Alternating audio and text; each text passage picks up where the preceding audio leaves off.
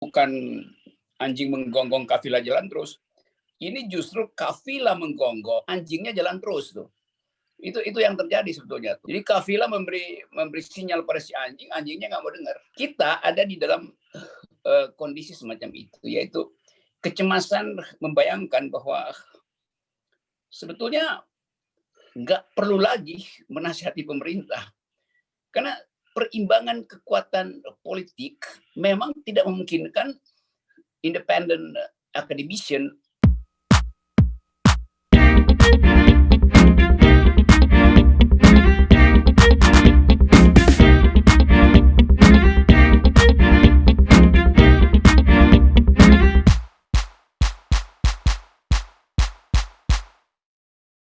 Ya, apa yang mesti diterangkan dari data itu, data yang seluruh dunia paham.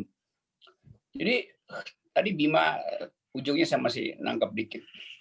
Berupaya untuk meyakinkan, nggak tahu Bima mau meyakinkan rakyat atau pemerintah. Tentu dia mau meyakinkan pemerintah bahwa manajemen utangnya buruk, itu beban terhadap welfare itu sangat sedikit dibandingkan dengan kepentingan untuk memelihara teknokrasi, pegawai negeri segala macam supaya nggak berontak gitu. Jadi utang itu akhirnya dipakai untuk mempertahankan stabilitas politik yang semu. Kan itu intinya sebetulnya tuh dari keterangan saudara Bima tadi.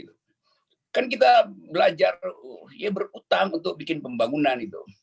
Tapi kalau yang terjadi adalah sebaliknya, artinya potensial krisis di dalam pembangunan harus disogok agar supaya bagian inner circle dari kekuasaan tidak berontak atau tidak mundur dari kabinet.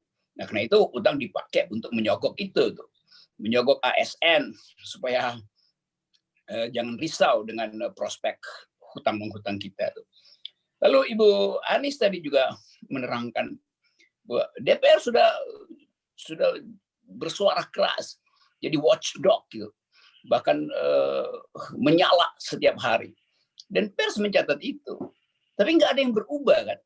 Jadi itu intinya problemnya. Ini bukan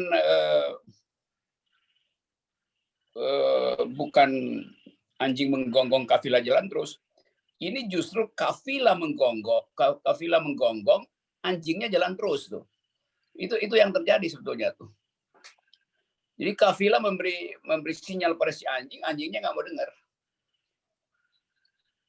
Nah, kita ada di dalam kondisi semacam itu, yaitu kecemasan membayangkan bahwa sebetulnya nggak perlu lagi menasihati pemerintah.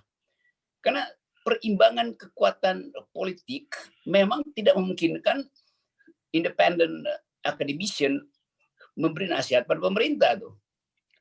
Kan perubahan hanya berlangsung kalau terjadi perimbangan politik real.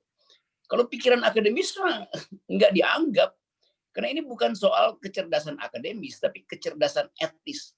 Nah itu yang nggak ada. Pemerintah tidak memperlihatkan kecerdasan etis untuk memberi sinyal bahwa oke, kami dalam keadaan bahaya karena itu bla bla bla segala macam itu kan.